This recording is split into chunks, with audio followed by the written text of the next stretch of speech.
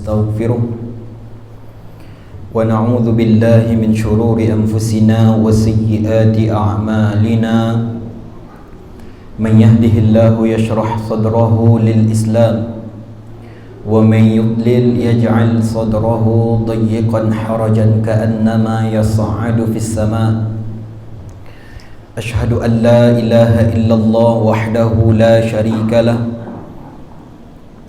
وأشهد أن نبينا محمدا عبده ورسوله اللهم صل وسلم على سيدنا محمد وعلى آله وصحبه أجمعين أما بعد سبحانك لا علم لنا إلا ما علمتنا إنك أنت العليم الحكيم رب اشرح لي صدري ويسر لي أمري wahlul 'uqdatan min lisani yafqahu qawli amin Allahumma amin. Bapak dan Ibu jamaah yang dimuliakan oleh Allah Subhanahu wa taala, senantiasa kita memuja dan memuji Allah Subhanahu wa taala atas limpahan rahmat dan nikmatnya kepada kita semua, sehingga dengan rahmat dan nikmat yang diberikan oleh Allah Subhanahu wa taala itu Allah Subhanahu wa taala masih kuatkan hati kita untuk datang ke masjid ini dalam rangka mendekatkan diri kepada Allah Subhanahu wa taala dengan cara melaksanakan salat Isya secara berjamaah, kemudian dilanjutkan dengan tausiah, kemudian sebentar lagi insya-Allah akan dilanjutkan dengan salat tarawih secara berjamaah. Jadi salat tarawih atau qiyamul Ramadan itu jamaah yang dimuliakan oleh Allah Subhanahu wa taala sangat berat. Mungkin di awal terasa qiyamul Ramadan itu sangat-sangat ringan. Buktinya apa jamaah yang dimuliakan oleh Allah? Di awal Ramadan bara orang yang hadir jamaah yang dimuliakan oleh Allah. Panuh masjid ko bu? Pasti panuh, bu yakin. Dima-dimamu saji kalau di Indonesia aja baru awal Ramadan itu dapat dipastikan rami sarami-raminya umat datang ke masjid untuk melaksanakan qiyamul Ramadan. Akan tetapi seiring berjalannya waktu, sehari, 2 hari, 3 hari, seminggu, 2 minggu, 3 minggu, maka jamaah itu makin hari makin surut jumlahnya. Nah, dan itu terjadi, ya, memang realitanya kayak gitu. Nah, itu ndak diurang, ndak diawak, ndak di Sumatera Barat saja.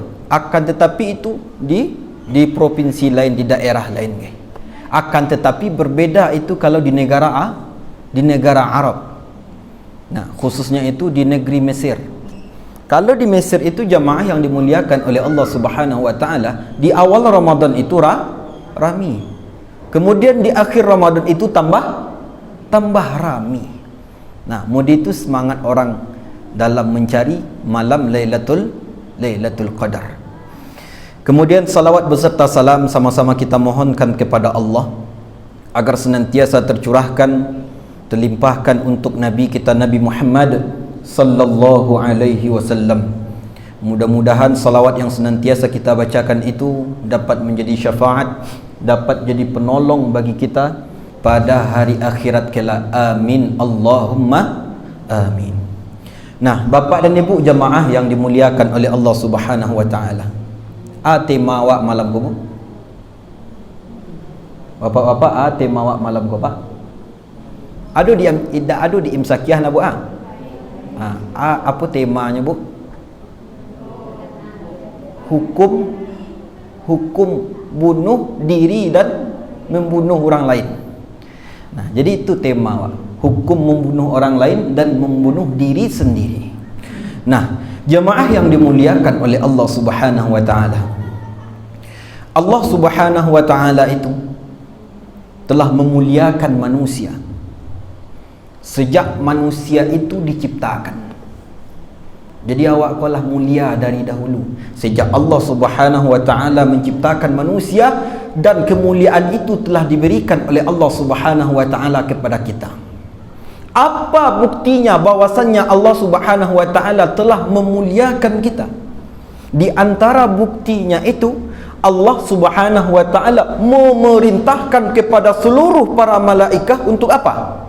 Untuk sujud kepada siapa? Kepada Abul Bashar. Siapa itu? Adam alaihi salam.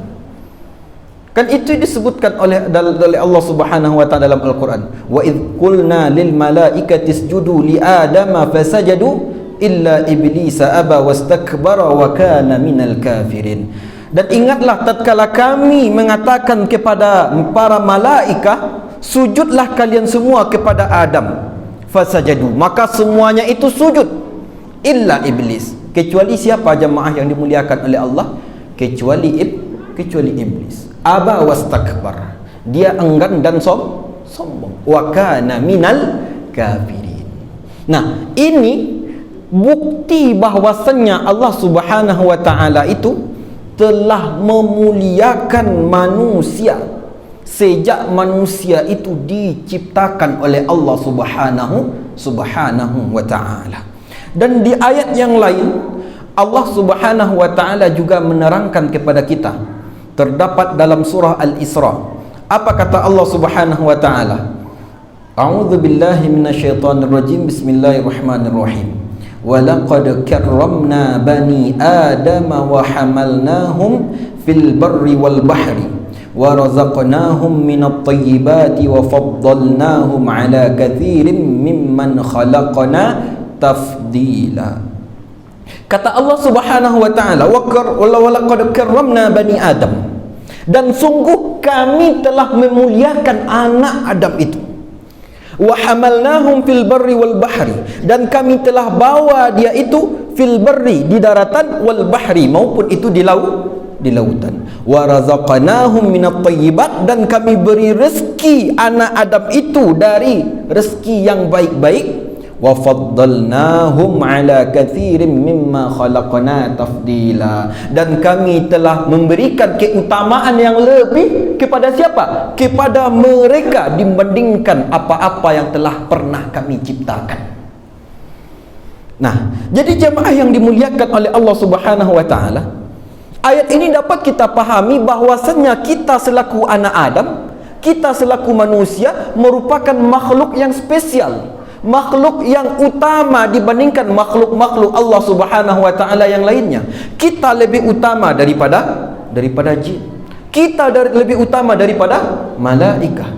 Kita lebih mulia daripada hewan-hewan.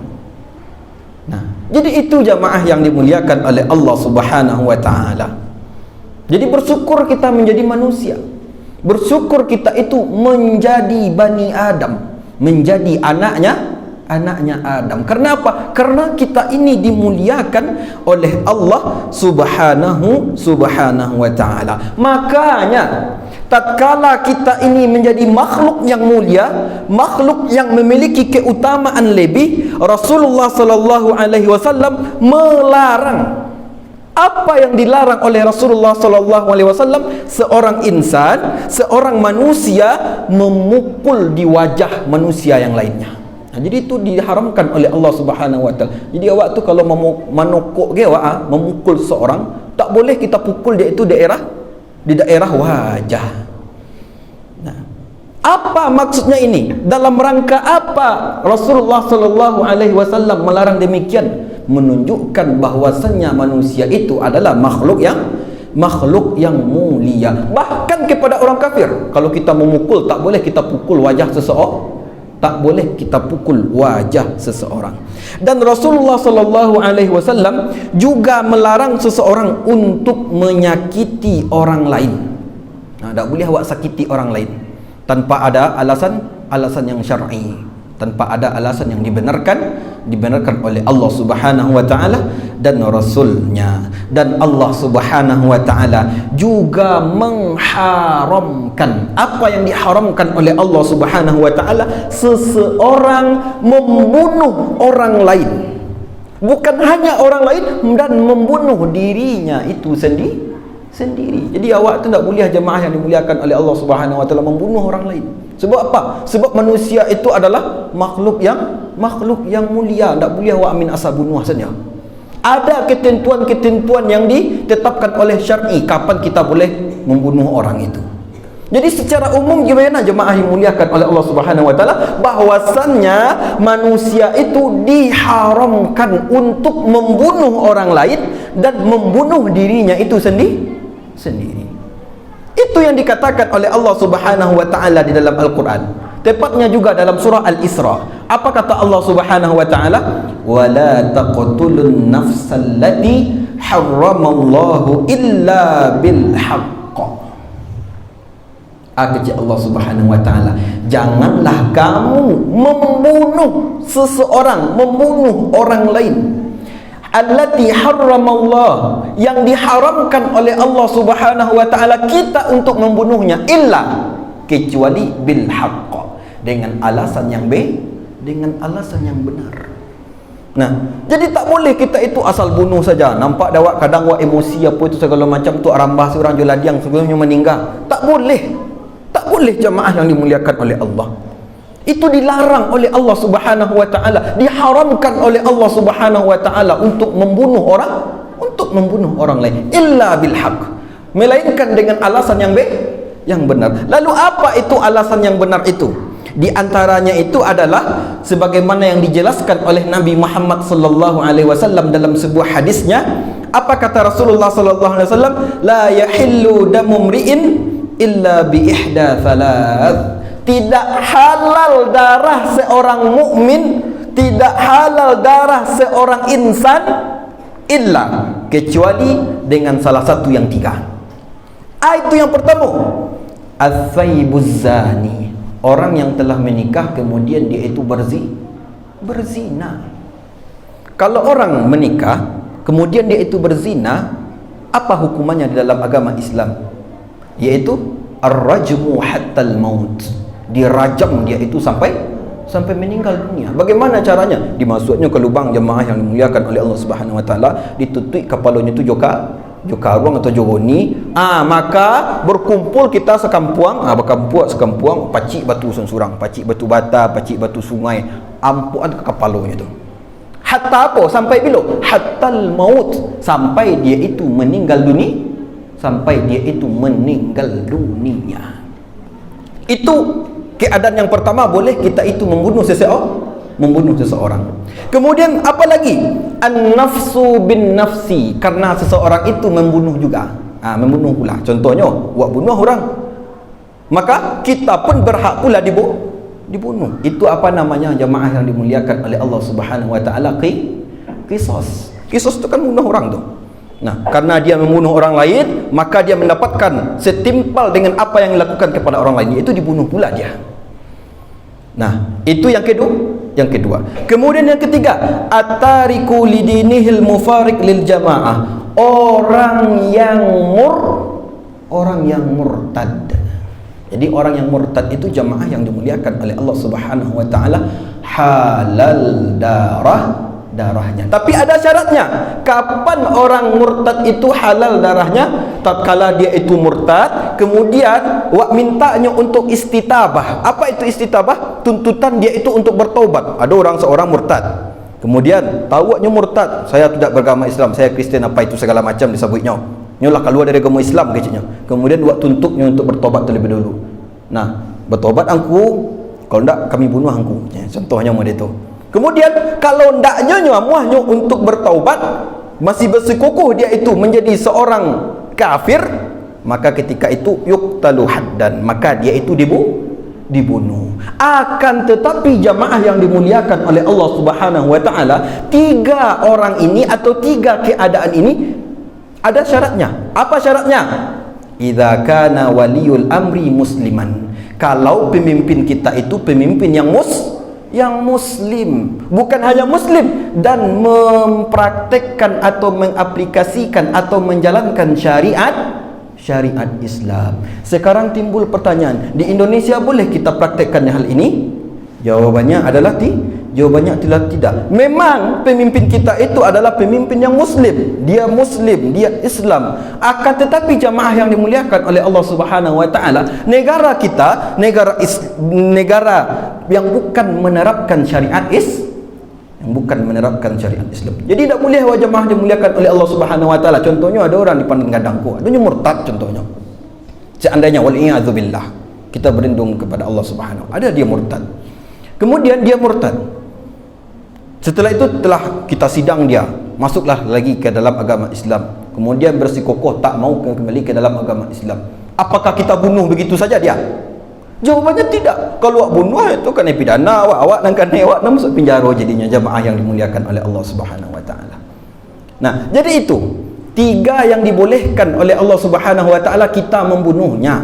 Yang pertama, kita ulangi, orang yang sudah menikah kemudian dia itu berzina. Kemudian nafsu bin nafsi, jiwa dengan jiwa, jiwa dibalas dengan jiwa, nyawa dibalas dengan nyawa. Kemudian yang ketiga, orang yang murtad. Ada syaratnya. Syaratnya apa? Apabila waliul amri, pemimpin kita itu pemimpin yang muslim dan juga menerapkan syariat Islam. Tapi kalau di Indonesia tak bisa kita praktekkan hal ini, jamaah yang dimuliakan oleh Allah Subhanahu wa taala. Jadi intinya apa? Tidak boleh kita, kalau kita berada di Indonesia, tak boleh kita untuk membunuh orang lain walaupun orang itu adalah orang kafir, kecuali dalam keadaan perperangan tu jaleh itu. Wa qatilul ladzina yuqatilunakum, dan perangilah orang yang memerangi kalian, dan bunuhlah orang yang membunuh kalian. Itu tak di masalah. Kalau peperangan jaleh, kalau tak membunuh orang mengapa perang? Kami ngambil siapa? Tagak pasukannya siku. Tak boleh bunuh ayo berciaran siapa? Ya, mereka itu jamaah yang dimuliakan oleh Allah Subhanahu wa taala. Ya, memang kalau perang tu mesti berbunuh orang kan. Nah, itu kecuali dalam keadaan perperangan, jamaah yang dimuliakan oleh Allah Subhanahu wa taala. Jadi tak boleh kita itu membunuh seseorang. Apalagi yang kita bunuh itu jamaah yang dimuliakan oleh Allah Subhanahu wa taala, yaitu orang mukmin. Berhati-hati kita jamaah yang dimuliakan oleh Allah Subhanahu wa taala. Apalagi yang kita bunuh itu adalah orang muslim, orang mukmin, beriman dia itu kepada Allah Subhanahu wa taala, beriman dia itu kepada Rasulullah sallallahu alaihi wasallam. Kalau kita bunuh dia, apa yang akan kita dapat? Jahannam. Kan itu yang disebutkan oleh Allah Subhanahu wa taala dalam Al-Qur'an. Wa may yaqtul mu'minan muta'ammidan fajazaohu jahannam khalidan fiha wa ghadiballahu alaihi wa la'anahu wa 'addalahu 'adzaban 'azima. Kata Allah Subhanahu wa taala, sesiapa saja yang membunuh seorang mukmin muta'ammidan, dengan sengaja dia itu membunuh, fajazaohu jahannam, maka balasannya adalah jahannam khalidan fiha, kekalnya di dalam itu. Jamaah yang dimuliakan oleh Allah Subhanahu wa taala. Akan tetapi banyak orang yang membunuh orang mukmin itu dengan sengaja. Contohnya jamaah yang dimuliakan oleh Allah Subhanahu wa taala. Contohnya ada orang yang membegal jamaah yang dimuliakan oleh Allah. Diambilnya tengah jalan jam 2 malam. Diambilnya orang tua, kemudian dilakukannya kawan. Dibunuhnya kawan. Orang yang seperti itu jamaah yang dimuliakan oleh Allah Subhanahu wa taala, apa balasannya nanti di akhirat kelak? Fajazaohu jahannam, maka balasan baginya itu adalah jahannam khalidan fiha, kekal selama-lamanya di neraka jahannam itu. Wa ghadiballahu alaihi, dan Allah Subhanahu wa taala murka kepadanya, wa la'anah, dan Allah Subhanahu wa taala melaknatnya, wa a'addalahu 'adzaban 'azima, dan Allah Subhanahu wa taala telah mempersiapkan bagi orang yang membunuh orang mukmin azab yang sangat besar. Jadi itu jamaah yang dimuliakan oleh Allah Subhanahu wa taala. Jadi kita harus berhati-hati, jangan sampai kita itu membunuh orang lain. Terkadang jamaah yang dimuliakan oleh Allah Subhanahu wa taala, karena emosi yang semata, emosi yang sekejap, kadang mau membunuh orang lain, jamaah yang dimuliakan oleh Allah Subhanahu wa taala. Dan bahkan itu banyak terjadi jamaah yang dimuliakan oleh Allah Subhanahu wa taala di negeri kita. Ada seorang suami yang membunuh istrinya. Ada seorang anak yang membunuh ibunya. Ada seorang saudara yang membunuh saudaranya yang lain. Berani dia membunuh orang, jamaah yang dimuliakan oleh Allah Subhanahu wa taala. Seandainya dia tahu apa yang Allah Subhanahu wa taala persiapkan untuknya nanti di akhirat kelak, pastinya akan berfikir 2 kali untuk membunuh orang, jamaah yang dimuliakan oleh Allah Subhanahu wa taala. Maka dari itu kita mesti berhati-hati. Jangan sampai kita terpaut emosi, terpancing emosi, karena dengan emosi yang semata, emosi yang sekejap, emosi yang sebentar saja kita dapat melayangkan nyawa nyawa seseorang. Itu membunuh orang lain. Sekarang masuk kita lagi kepada membunuh diri sendiri. Jadi membunuh diri sendiri itu jamaah yang dimuliakan oleh Allah Subhanahu wa taala. Istilah dalam bahasa Arabnya itu adalah al-intihar. Intihar namanya. Maksudnya itu membunuh dirinya seorang. Apa hukumnya membunuh diri sendiri? Hukumnya itu juga haram. Dijelaskan oleh Allah Subhanahu wa taala dalam Al-Qur'an. Apa kata Allah Subhanahu wa taala? Wala taqtulu anfusakum innallaha kana bikum rahima. Dan janganlah kalian membunuh diri kalian sendiri. Tak boleh awak bunuh diri awak dah. Batu itu innallaha kana bikum rahima. Sesungguhnya Allah itu sayang awak. Jangan sampai kita jemaah yang dimuliakan oleh Allah Subhanahu wa taala dek terlampau panik bana menjalani realita hidup, dek terlampau sampik bana dunia kota rasulnya, dek terlampau berkesedihan yang berkepanjangan. Ada orang yang mengakhiri hidupnya. Ada orang yang mengakhiri hidupnya dengan cara apa? Banyak caranya itu jemaah yang dimuliakan oleh Allah Subhanahu wa taala. Dan para ulama jemaah yang dimuliakan oleh Allah Subhanahu wa taala itu sepakat haram hukumnya seseorang bertindak sewenang-wenangnya dengan anggota tubuhnya ini. Dalam artian apa? Tak boleh kita sewenang-wenang dengan anggota tubuh kita ini. Kenapa? Sebab anggota tubuh kita ini milik kita. Jawabannya adalah tidak. Ini merupakan milik Allah Subhanahu wa taala. Mata, telinga, tangan, kepala, kaki, semua anggota tubuh kita ini adalah milik Allah Subhanahu wa taala. Dak awak nang punyo jemaah yang dimuliakan oleh Allah Subhanahu wa taala. Terkadang ada orang mengicik modiku, "Ba aku potong tangan." Yo kan serah dia lah. Ikut kan jasad dia, tangan dia. "Ba aku potong telinga." Ikut telinga dia. Mengaluang nang urus keciknya. Ada orang seperti itu. Jawabannya adalah ada. Tak boleh dia mengatakan seperti itu. Ikut tangan ambu, ikut jasad ambu, ikut tubuh ambu. Tidak, itu bukan tubuhmu. Itu milik Allah Subhanahu wa ta'ala. Kalau ada satu harato, itu nak milik awak, boleh awak payah-payah sehingga mahkamah jemaah yang dimuliakan oleh Allah Subhanahu wa ta'ala? Boleh. Contohnya awak dipinjamkan sesuatu, boleh awak jual sesuatu itu? Boleh awak campat, boleh awak hilangkan, boleh awak pengapa-ngakan? Jawabannya adalah tidak. Demikian pula anggota tubuh yang diberikan oleh Allah Subhanahu wa taala. Tak boleh awak sewenang-wenang untuk memotong tangan awak mengarik telinga awak mengarik hidung awak, mengarik kaki awak. Kecuali kalau itu tidak menimbulkan mudarat. Kecuali dalam keadaan darurat. Apa contohnya jemaah yang dimuliakan oleh Allah Subhanahu wa taala? Contohnya sakit sakit gula, sakit gula namanya bu, sakit gula basah lah, tahu tak? Kemudian luka siku kan, supaya nak menyebar sampai kata potong tangannya, itu tak ada masalah. Karena apa? Karena itu keadaan darurat. Cuma gini kok, tak ada angin, tak ada hujan, awak potong sen tangan apa? Atau awak karik saya telinga aku, boleh demikian? Jawabannya adalah tidak. Demikian pula membunuh jiwa kita ini juga tidak diperbolehkan oleh Allah Subhanahu wa taala. Membunuh diri itu tak boleh. Sebab apa?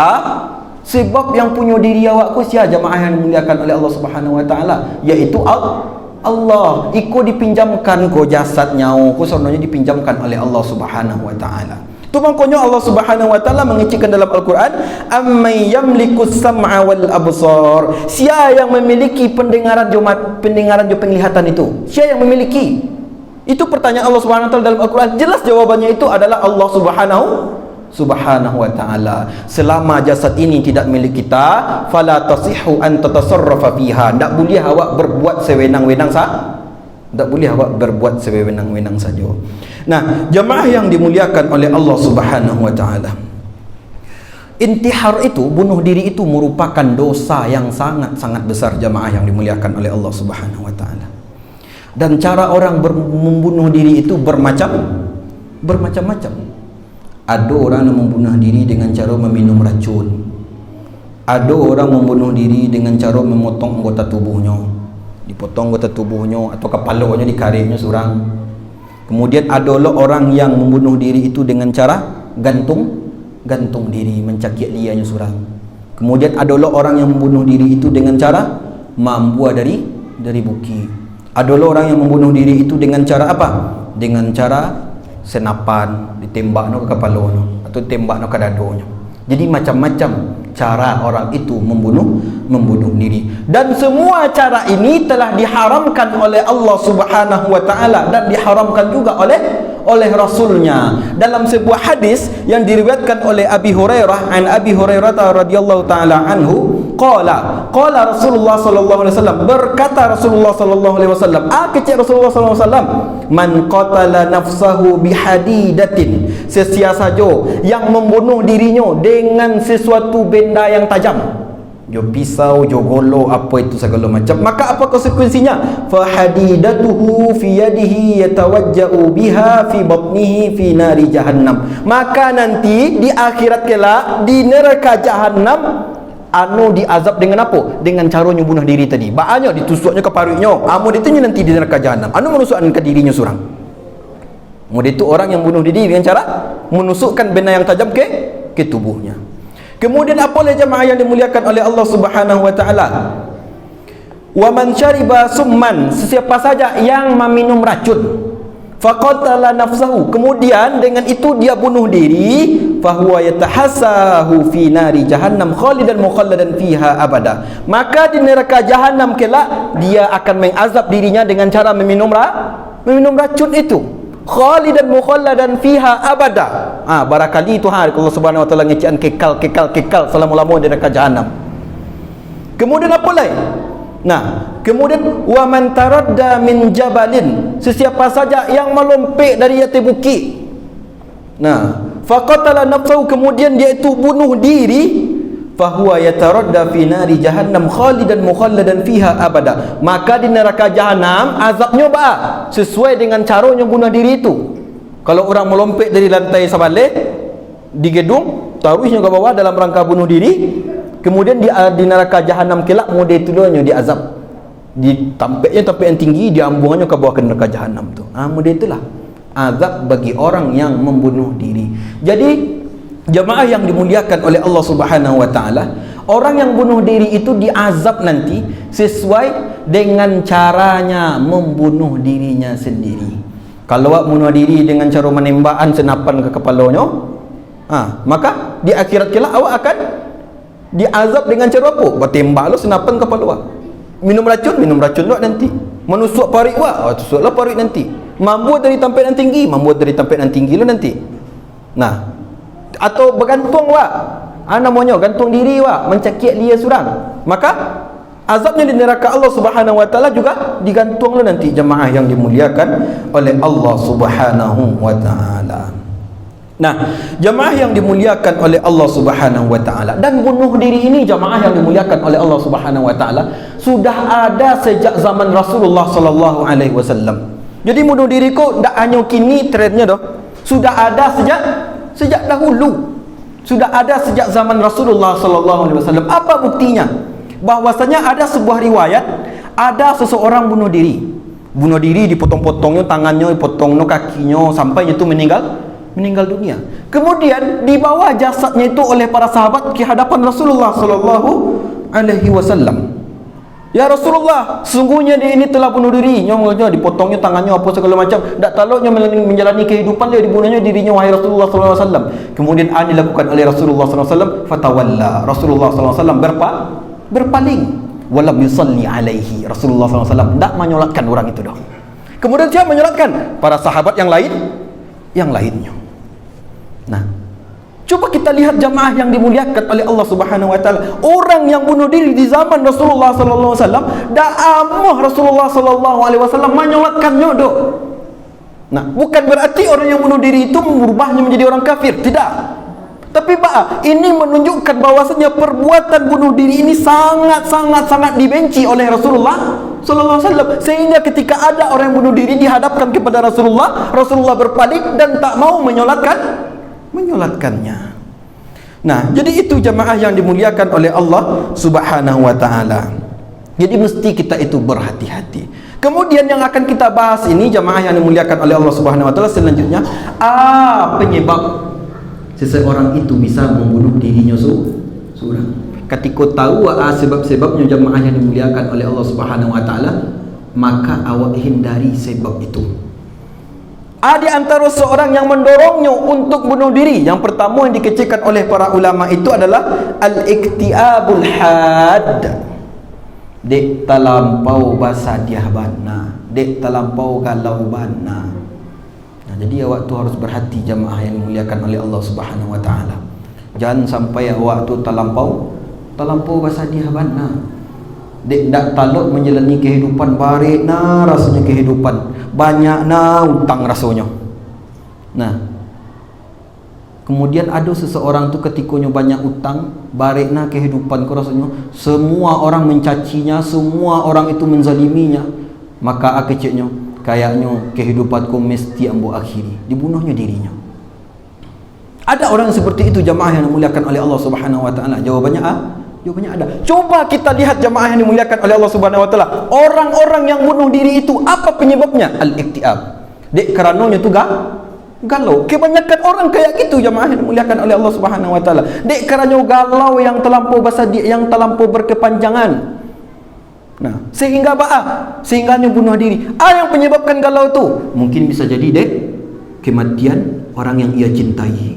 Bisa jadi orang itu dek terlampau sayang bananya ke orang ko jamaah yang dimuliakan oleh Allah Subhanahu wa taala. Kiranya orang yang paling yang sayang ko meninggal dunia. Mungkin ko anaknya, mungkin ko suaminya, mungkin ko istrinya, ko isiannya segala macam. Kemudian dek terlampau depresi bahasa modernnya kini. Kemudian apa yang dilakukannya? Dia bunuh dirinya jamaah yang dimuliakan oleh Allah Subhanahu wa taala. Atau mungkin dek sarono orang lah menzaliminya. Dek merasa terzalimi senyutari, diantam orang, dicaci orang, diikut itu segala macam. Tak taluknya rasanya menjalani kehidupan oleh yang dilakukannya jamaah yang dimuliakan oleh Allah Subhanahu wa taala, dibunuhnya dirinya. Atau orang dek terlampau banyak bana terlilit utang jamaah yang dimuliakan oleh Allah Subhanahu wa taala. Sudah banyak terlilit utang ban saya oleh. Ayo dak taluk dia buat duit leh. Bunuh salah diri ko leh. Ada orang yang demikian jamaah yang dimuliakan oleh Allah Subhanahu wa taala? Jawabannya ada. Maka dari itu kita harus ridho dengan takdir Allah Subhanahu wa taala supaya kita itu terhindar dari yang namanya itu intihar, dari yang namanya itu bunuh diri. Mesti awak itu merasa ridho apa yang Allah Subhanahu wa taala takdirkan untuk kita. Jadi kalau waktu tak merasa ridho, aku bansai, aku payah na susah na duit sampai na terasu dunia aku.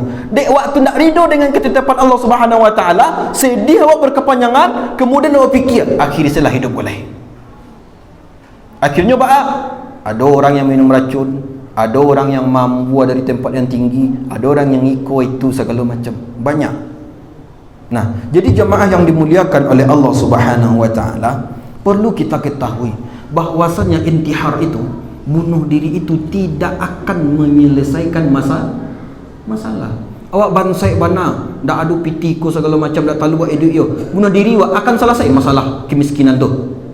Tidak jamaah yang dimuliakan oleh Allah Subhanahu wa taala. Awak dibunuh diri kerana apa? Ditinggalkan oleh orang yang kita sayangi.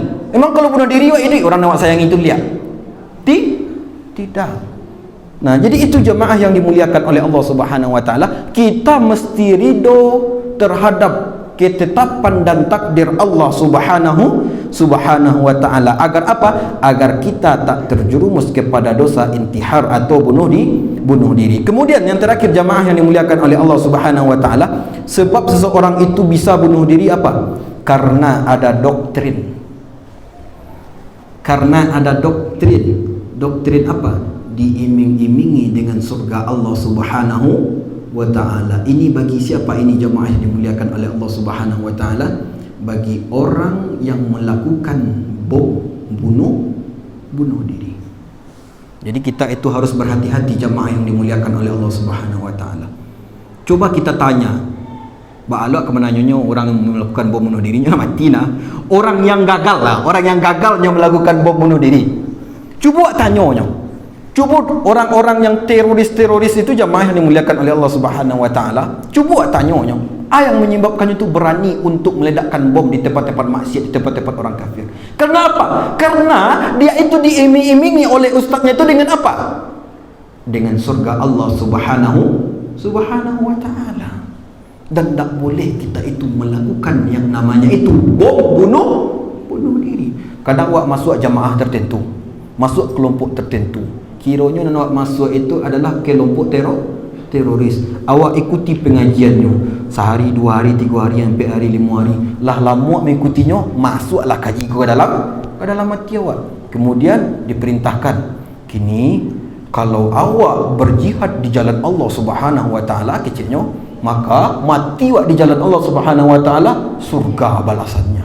Mau ndak meledakkan bom diri tanpa maksiat, tanpa orang mabuk-mabuk, atau di gereja, atau tanpa orang kafir itu segala macam, dek kerana diiming-imingi oleh surga, maka kecilnya lah masuk doktrin tu jadi kecilnya. Poino kesinan, kemudian diledakkannya bom. Bahkan bukan hanya orang kafir saja yang mati, jamaah yang dimuliakan oleh Allah Subhanahu wa taala. Orang muslim pun ada yang mati. Benar tak perbuatan yang seperti ini? Jawabannya tidak dibenarkan oleh Allah Subhanahu wa taala. Makanya ada seorang syekh, namanya itu Syekh Muhammad Mutawalli Sya'rawi.